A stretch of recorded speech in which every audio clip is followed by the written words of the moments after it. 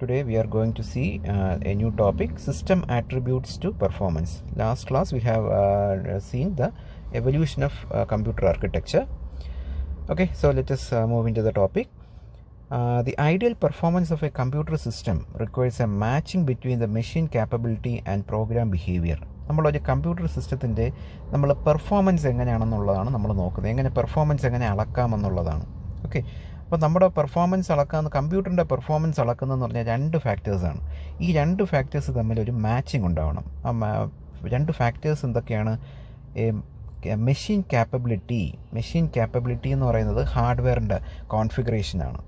Okay, programme behaviour, നമ്മൾ programme എങ്ങനെയാണ് നമ്മൾ എഴുതുന്നത്, പ്രോഗ്രാം എങ്ങനെയാണ് അത് എക്സിക്യൂട്ട് ചെയ്യുന്നത്, പ്രോഗ്രാം എത്ര സമയം കൊണ്ട് എക്സിക്യൂട്ട് ചെയ്യുന്നു, അതിന് എത്ര ഡിലേ വരുന്നു എന്നുള്ള കാര്യങ്ങളൊക്കെയാണ് ഈ പ്രോഗ്രാം ബിഹേവിയർ എന്ന് പറയുന്നത്. അപ്പോൾ ഇത് രണ്ടും കൂടെ ഉൾക്കൊണ്ടാണ് നമ്മൾ ഒരു സിസ്റ്റത്തിൻ്റെ പെർഫോമൻസ് അളക്കുന്നത്. ഓക്കെ, അപ്പോൾ machine capability can be enhanced with better hardware technology. നമുക്ക് മെഷീനിൻ്റെ ക്യാപ്പബിലിറ്റി നമുക്ക് വേണമെങ്കിൽ നമുക്ക് ഇൻക്രീസ് ചെയ്ത് കൊടുക്കാൻ പറ്റും. ഓക്കെ, അതെങ്ങനെയാണ്? പുതിയ ഹാർഡ്വെയർ ആഡ് ചെയ്യുക, നമ്മൾ പ്രോസസ്സർ കുറച്ചുകൂടെ ഹൈ കോൺഫിഗറേഷനുള്ള പ്രോസസ്സർ ആഡ് ചെയ്യുക, അല്ലെങ്കിൽ റാം കുറച്ചുകൂടെ ആഡ് ചെയ്യുക, മെമ്മറി കുറച്ചുകൂടെ ആഡ് ചെയ്യുക. ഓക്കെ, അങ്ങനെയൊക്കെ ചെയ്യുമ്പോഴത്തേക്കും ഈ മെഷീൻ്റെ നമുക്ക് പെർഫോമൻസ്, ഹാർഡ്വെയർ റിലേറ്റഡ് പെർഫോമൻസ് നമുക്ക് കൂട്ടാൻ പറ്റും. പക്ഷേ പ്രോഗ്രാമിൻ്റെത് നമുക്കൊന്നും പറയാൻ പറ്റില്ല. പ്രോഗ്രാം എന്ന് പറയുന്നത് ആ എക്സിക്യൂഷൻ പ്രോഗ്രാമിൻ്റെ കൂട്ടണമെങ്കിൽ ആ പ്രോഗ്രാം എഴുതിയേക്കുന്നത് ഒരു നല്ല കോഡിലായിരിക്കണം അത് എഴുതിയേക്കുന്നത്. ഓക്കെ, ഹൈലി ഒപ്റ്റിമൈസ്ഡ് ആയിട്ടുള്ള ഒരു കോഡായിരിക്കണം നമ്മൾ റൺ ചെയ്യുന്ന കോഡ്. എന്നാൽ മാത്രമേ നമുക്ക് ആ പെർഫോമൻസ് കിട്ടത്തുള്ളൂ. ഓക്കെ, ഒരു മോശപ്പെട്ട കോഡ് നമ്മൾ ഏത് ഹൈ പെർഫോമൻസ് സിസ്റ്റത്തിലിട്ടാലും അത് സ്ലോ ആവും. ഓക്കെ, അതാണ് പറയുന്നത്. The program behaviour is difficult to predict due to its dependence on application. Okay, ഇപ്പോൾ നമ്മുടെ ആപ്ലിക്കേഷനെ ബന്ധപ്പെടുത്തിയിട്ടാണ് നമ്മുടെ ഈ പ്രോഗ്രാമിൻ്റെ ബിഹേവിയർ ഇരിക്കുന്നത്. ഓക്കെ, ഇപ്പോൾ നമ്മൾ എന്ത് ആപ്ലിക്കേഷനാണ് റൺ ചെയ്യുന്നത്, അപ്പോൾ ആ ആപ്ലിക്കേഷനിൽ കോഡ് എഴുതിയിരിക്കുന്നത് ഒരു നല്ല രീതിയിലല്ലാന്നുണ്ടെങ്കിൽ എന്ത് സംഭവിക്കുന്നു? അവിടെ ഡിലേ ഉണ്ടാവും. ഓക്കെ, അപ്പോൾ അത് നമുക്ക് പറയാൻ പറ്റും. ദാറ്റ് ഡിപ്പെൻഡ്സ് അപ്പോൺ ദ ആപ്ലിക്കേഷനെ ബേസ് ചെയ്തിട്ട് അതിരിക്കും. Okay, Now we are going to see the 5 factors that help us in calculating the performance or evaluating the performance of a system. Okay, 5 factors എന്ന് പറയേണ്ട, നമുക്ക് കുറച്ച് ഫാക്ടേഴ്സ് ഉണ്ട്. 5 മാത്രമല്ല, നമുക്ക് കുറച്ച് കാര്യങ്ങളുണ്ട്. ഓക്കെ, അപ്പോൾ നമുക്ക് എന്തൊക്കെയാണ് അതിൻ്റെ ഫാക്ടേഴ്സ് എന്നുള്ളത് നോക്കാം. So first one is clock rate. അപ്പോൾ നമ്മളിതെല്ലാം ഡെഫിനിഷൻസ് ആണ് നമ്മളിനി പഠിക്കാൻ പോകണം. ഓക്കെ, നമുക്ക് കുറച്ച് പ്രോബ്ലംസ് ഉണ്ട്, അതിനെ ബന്ധപ്പെടുത്തി കുറച്ച് ഡെഫിനിഷൻസ് ഉണ്ട്. Clock cycle. What you mean by clock cycle? Clock cycle is nothing but the cycle time of the CPU. Okay, CPU-യുടെ പെർഫോമൻസ് അളക്കുന്ന ഒരു ക്ലോക്കാണ് ക്ലോക്ക് സൈക്കിൾ എന്ന് പറഞ്ഞു കഴിഞ്ഞാൽ. ഓക്കെ, സൈക്കിൾ ടൈം നിങ്ങൾ വേവ് ഫോം വരച്ചിട്ടുണ്ടാവും. ഓക്കെ, നിങ്ങൾ വേവ് ഫോം വരച്ചിട്ടുണ്ടാവും. അതിൽ നിങ്ങൾക്ക് സൈൻ വേവ് എങ്ങനെയാണ് അല്ലേ? ഇത് ഒരു സൈക്കിളാണ്. ഓക്കെ, ഇതാണ് ഒരു CPU-യുടെ സൈക്കിൾ ടൈം എന്ന് പറയുന്നത്. Okay, that is T. Okay, T എന്ന് പറയുന്നത് അതാണ്. CPU is driven by a clock with the cycle time T. Clear? Next is clock rate or frequency. What do you mean by frequency or clock rate? Clock rate എന്ന് പറയുന്നത് നമുക്കറിയാം. ഇത് T ആണെങ്കിൽ, ഇത് ഒരു T ആണെങ്കിൽ ഇതിൻ്റെ frequency എന്ന് പറയുന്നത് ഇറ്റ് വിൽ ബി 1/T അല്ലേ? 1/T. അതാണ് ക്ലോക്ക് റേറ്റ് എന്ന് പറയുന്നത്. The inverse of the cycle time. Cycle ടൈമിൻ്റെ ഇൻവേഴ്സാണ് ഒരു ക്ലോക്ക് റേറ്റ് എന്ന് പറയുന്നത്, ഓർ ദ ഫ്രീക്വൻസി എന്ന് പറയുന്നത്. അപ്പോൾ നമ്മളെപ്പോഴും സിസ്റ്റം ഇത്രയും ഫ്രീക്വൻസിയിൽ വർക്ക് ചെയ്യുന്ന സിസ്റ്റമാണ് നമ്മൾ പറയും. ആ ഫ്രീക്വൻസി കിട്ടുന്നത് എങ്ങനെയാണ്? ക്ലോക്ക് സൈക്കിളിൻ്റെ ഇൻവേഴ്സ് എടുക്കുമ്പോഴാണ് നമുക്ക് ആ ഫ്രീക്വൻസി കിട്ടുന്നത്. Okay, so the inverse of the clock time, inverse of the cycle time or the clock rate. Okay, clock cycle is known as frequency. Inverse of the clock cycle is known as the clock rate. Okay, അതിനാണ് clock rate എന്ന് പറയുന്നത്, അല്ലെങ്കിൽ frequency. So clock rate F equal to 1/T. Clock റേറ്റിനെ നമ്മൾ F ആയിട്ടാണ് represent ചെയ്യുന്നത്. Okay, clear? അപ്പോൾ രണ്ടെണ്ണം, clock cycle and clock rate. Next is instruction count. Instruction count എന്ന് പറയുമ്പോഴത്തേക്കും ആ പ്രോഗ്രാമിനകത്ത് എത്ര ഇൻസ്ട്രക്ഷൻസ് ഉണ്ടെന്നുള്ളതാണ്, അതിൻ്റെ സൈസ് എന്താണെന്നുള്ളതാണ്. Okay, the instruction count is the size of the program determined by the instruction count. Okay, ആ പ്രോഗ്രാമിൻ്റെ സൈസ് അല്ലെങ്കിൽ അതിനകത്ത് എത്ര ഇൻസ്ട്രക്ഷൻസ് ഉണ്ട് എന്ന് പറയുന്നതാണ് ഇൻസ്ട്രക്ഷൻ കൗണ്ട്. ആ പേര് കേൾക്കുമ്പോൾ തന്നെ നമുക്കറിയാം.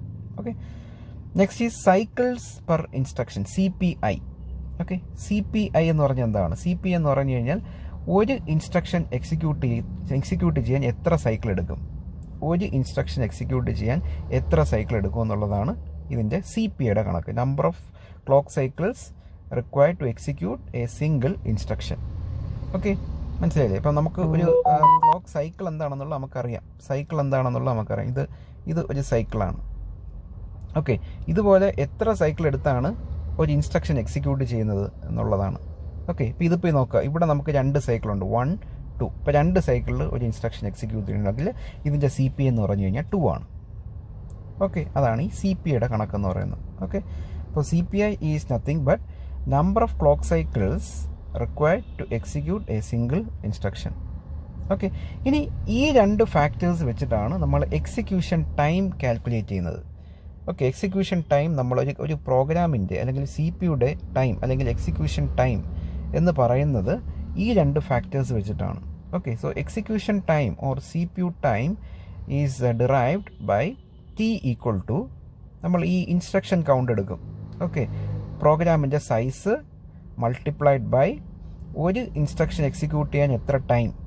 ഓക്കെ, ഒരു ഇൻസ്ട്രക്ഷൻ എക്സിക്യൂട്ട് ചെയ്യാൻ എത്ര ടൈം, പിന്നെ ഒരു CPIയുടെ സൈക്കിൾ എത്രയാണ്, ടൈം ക്ലോക്ക് സൈക്കിൾ എത്രയാണ്. ഓക്കെ, അതിൻ്റെ റേറ്റ് എന്താണ്, അതാണ് ഇത്. അപ്പോൾ IC into CPI into T. Okay, ഇതാണ് സംഭവം.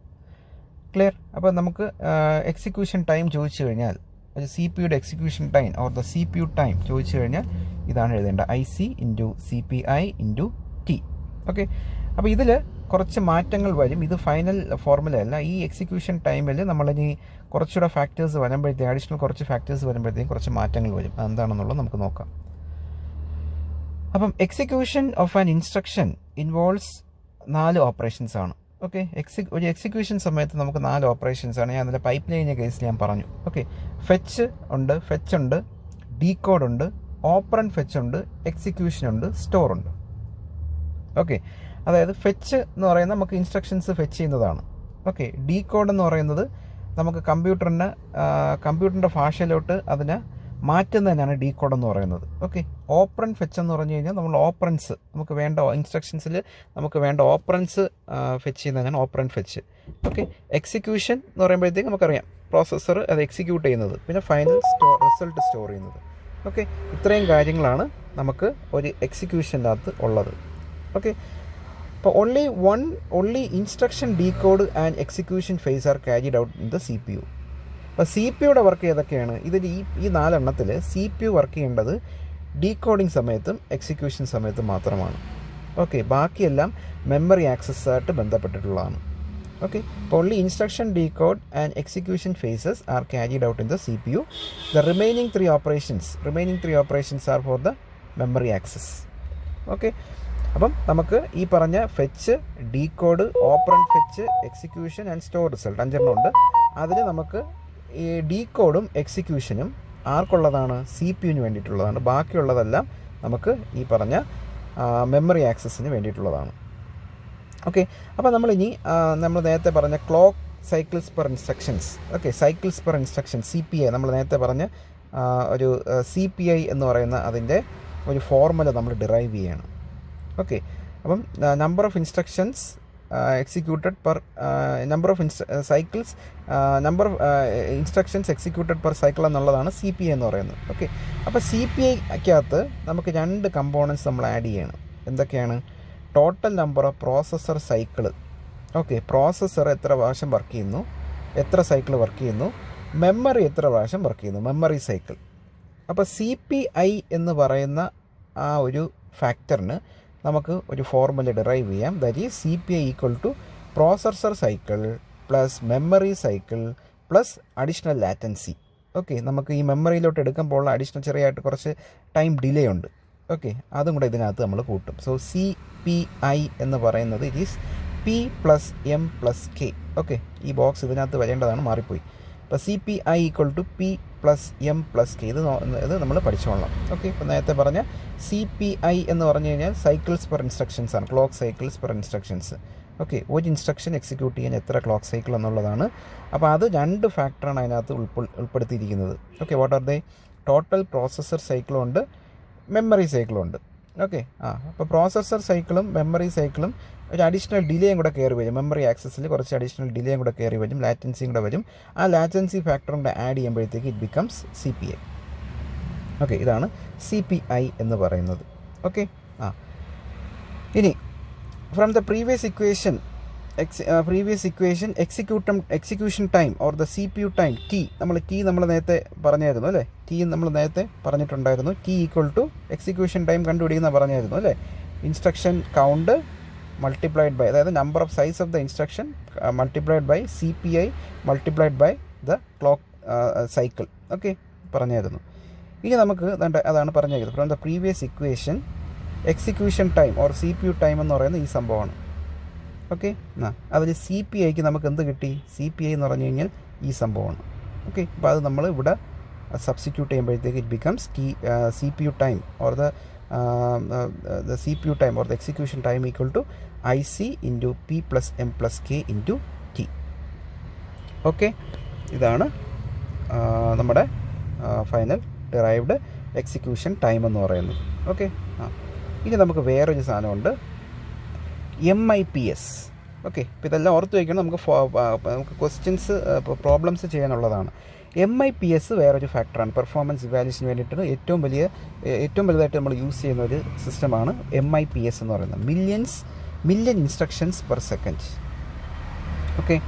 MIPS rate the processor speed is often measure in terms of million instruction per second. നമ്മുടെ ഹാർഡ്വെയർ പ്രോസസ്സറിൻ്റെ സ്പീഡ് അളക്കുന്നത് MIPS വെച്ചിട്ടാണ്. ഓക്കെ. അപ്പോൾ MIPS റേറ്റ് വെച്ചിട്ടാണ് നമ്മൾ അതിൻ്റെ പെർഫോമൻസ് നമ്മൾ നോക്കുന്നത്. അപ്പോൾ ഇതിൽ നമുക്ക് കുറച്ച് ഡെറിവേഷൻ കാര്യങ്ങളുണ്ട്. അപ്പോൾ MIPS നമുക്ക് ചെയ്യുന്നതിന് മുമ്പായിട്ട് നമ്മൾ നേരത്തെ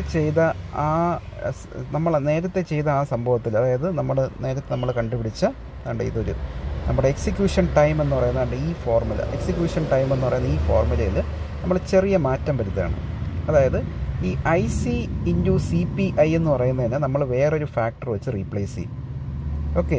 അതായത് C എന്ന് പറയുന്ന ഒരു ഫാക്ടർ വെച്ച് റീപ്ലേസ് ചെയ്യും. Let C be the total number of cycle needed to execute a given program. Okay. എന്ന് പറഞ്ഞാൽ ആ പ്രോഗ്രാം മൊത്തം എക്സിക്യൂട്ട് ചെയ്യാനുള്ള ഒരു ഫാക്ടറായിട്ട് നമ്മളതിനെ റീപ്ലേസ് ചെയ്യും. മറ്റേത് ഓരോ ഇൻസ്ട്രക്ഷൻ്റെ കാര്യമായിരുന്നു അല്ലേ. ഇപ്പോൾ CPI എന്ന് പറയുന്നത് ഒരു ഇൻസ്ട്രക്ഷൻ്റെ സൈസുമാണ്. ഓക്കെ. ഈ രണ്ട് ഫാക്ടർ എന്ന് പറയുന്നത് ടോട്ടൽ നമ്പർ ഓഫ് സൈക്കിൾസ് ആവും. ഓക്കെ. ഈ രണ്ട് ഫാക്ടറിൻ്റെ മൾട്ടിപ്ലൈ ചെയ്യുമ്പോഴത്തേക്ക് it becomes total number of cycles needed to execute a given program. അതാണ് C. Okay. So C is equal to IC × CPI ഉണ്ട്. IC × CPI, instruction count × CPI. Okay. അപ്പോഴത്തേക്കും നമ്മുടെ CPU time മാറും. നമ്മുടെ CPU ടൈം ഇങ്ങനെ എഴുതിയ formula CPU time അല്ലേ.